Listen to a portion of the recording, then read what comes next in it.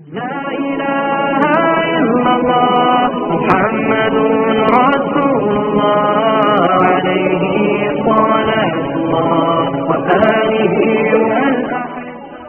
Assalamualaikum warahmatullahi wabarakatuh.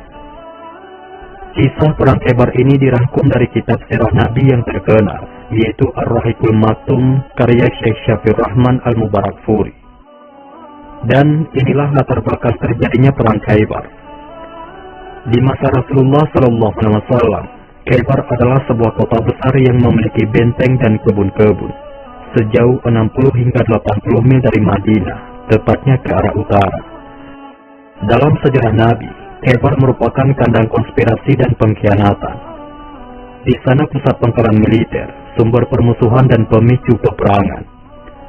Maka agar stabilitas keamanan dan kesejahteraan kaum muslimin terjaga, kaum Yahudi di Khaybar dan beberapa kabilah Najd menjadi sasaran pertama yang dilirik orang-orang muslim.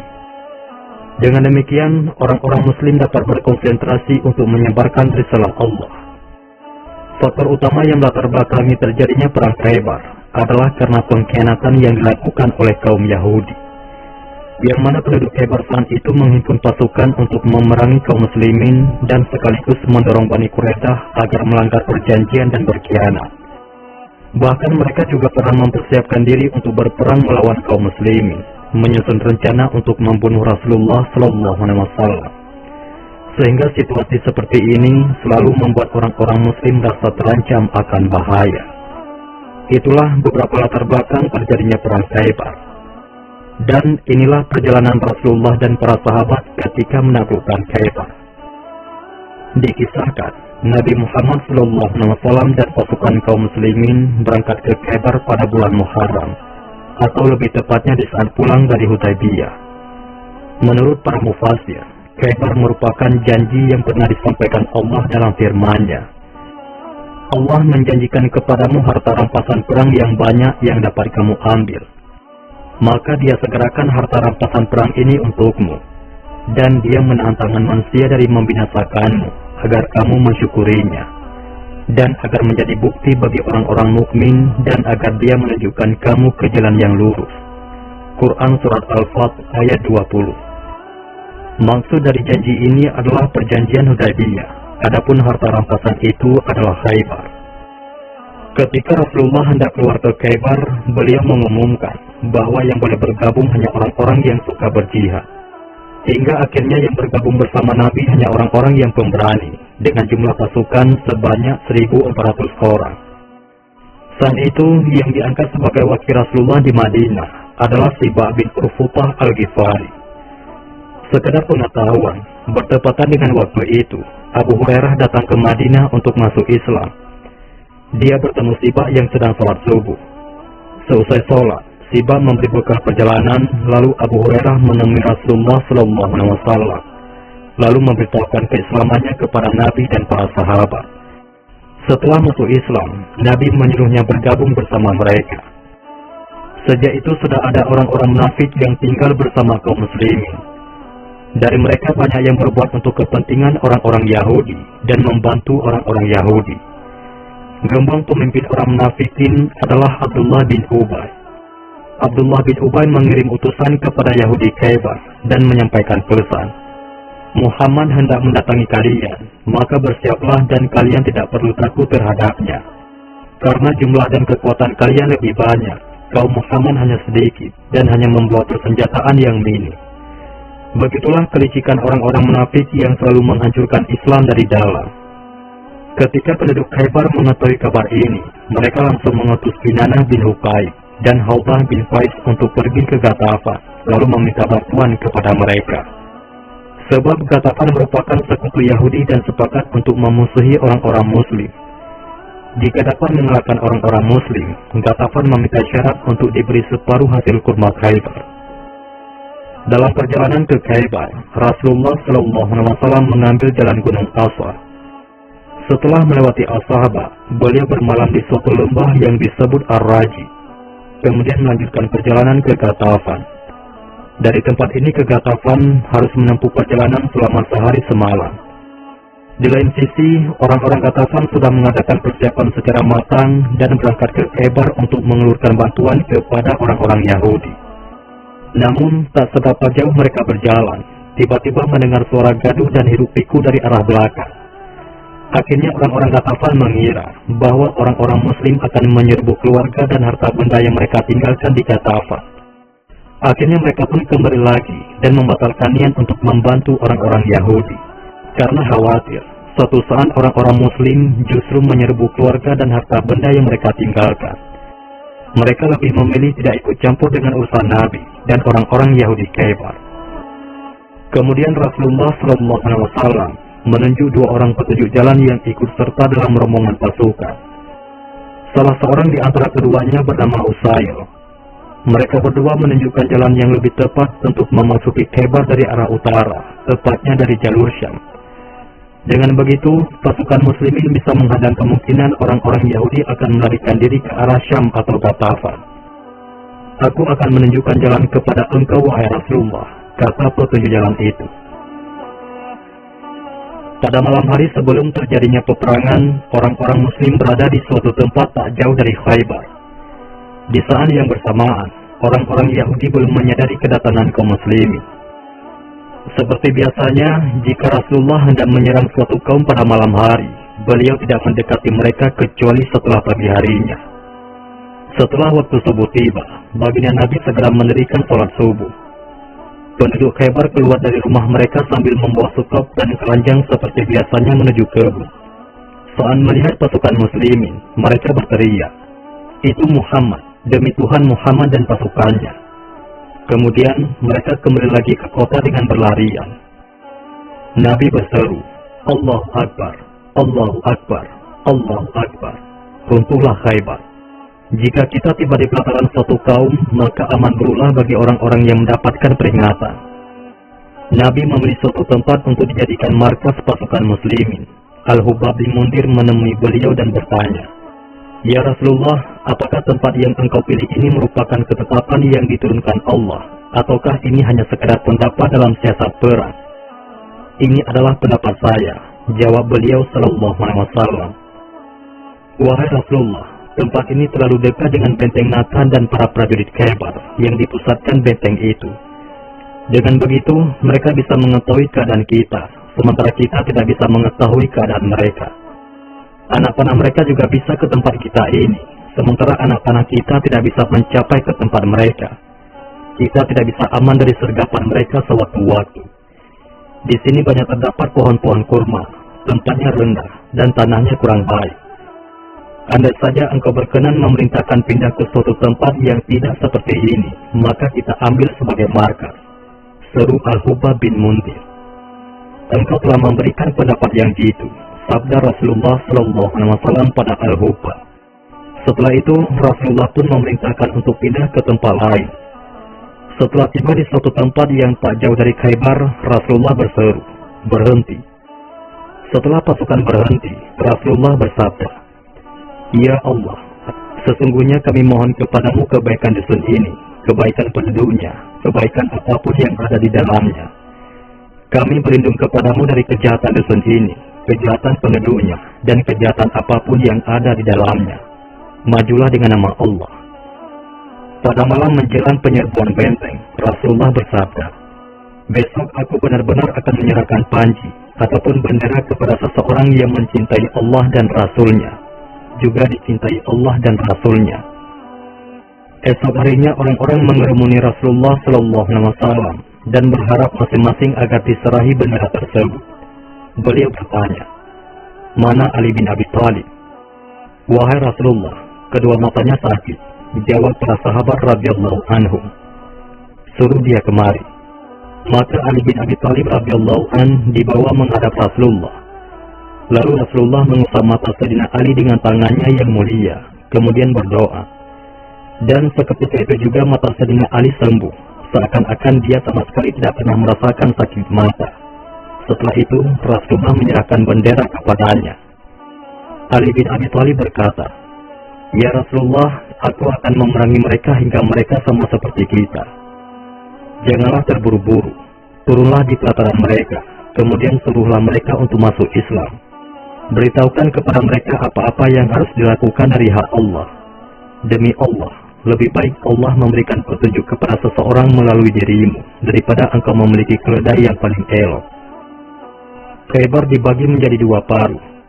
Satu paruh memiliki 5 benteng, yaitu benteng Naim, benteng Asab bin Mu'az, benteng Az-Zubair, benteng Ubay, dan benteng An-Nizar.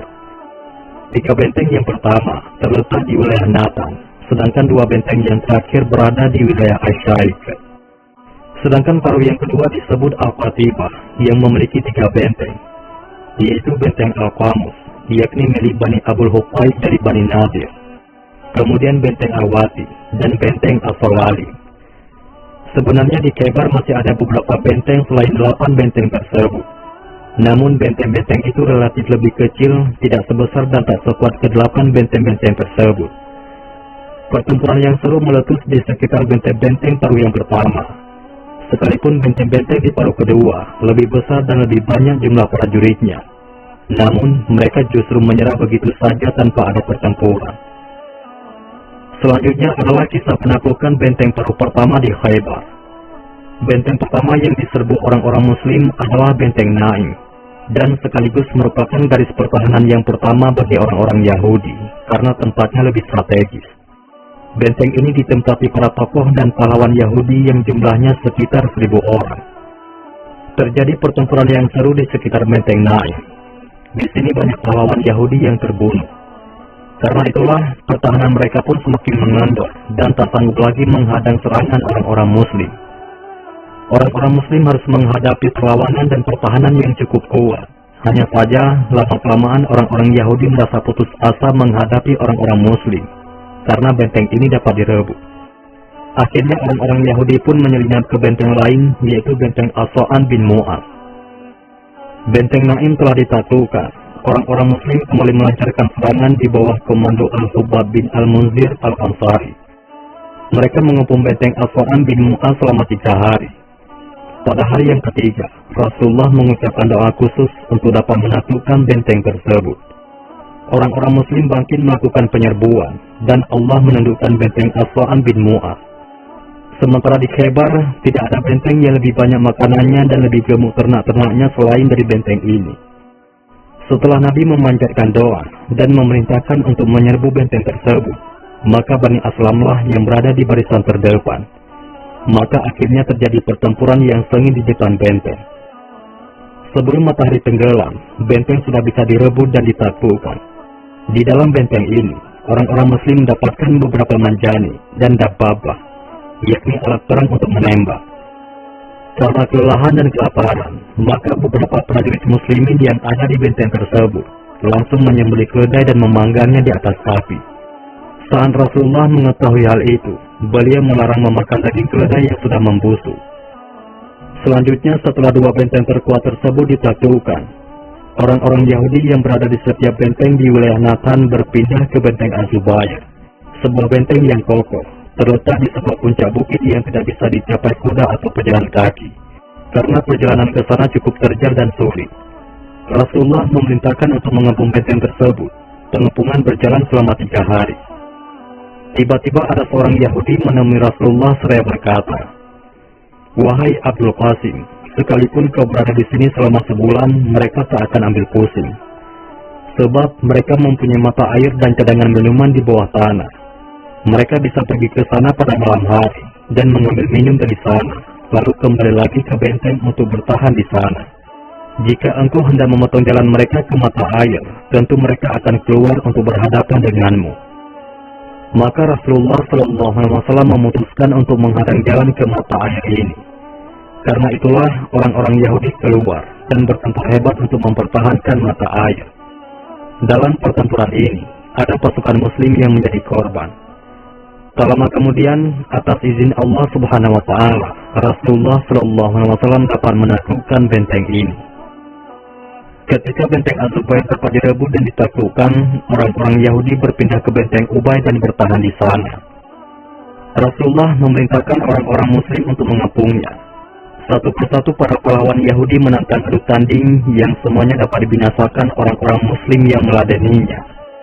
Yang dapat membinasakan pahlawan Yahudi giliran kedua adalah seorang pahlawan Muslim yang terkenal, yaitu Abu Dujana Simak bin Khuraisy, yakni pemilik ikat kepala berwarna merah.